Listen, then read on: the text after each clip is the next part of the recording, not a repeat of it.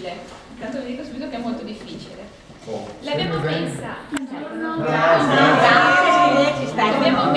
in centro perché è un'opera che ha un significato che riguarda tutto quello che avete visto fino ad ora, tutti i simboli che avete visto. Quest'opera li racchiude tutti in se stessa.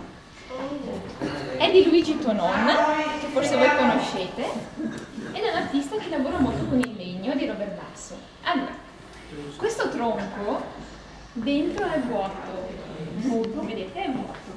Ha fatto tanta fatica, perché lui ha proprio tolto la corteccia senza romperla dal tronco, quindi un lavoro proprio di tanta fatica. Questo tronco, questa corteccia, rappresenta il corpo delle persone, quello che fisicamente siamo. Però noi siamo vuoti, siamo un tronco senza anima, se non ci fosse la luce di Dio che ci aiuta, che ci illumina, che ci dà la vita.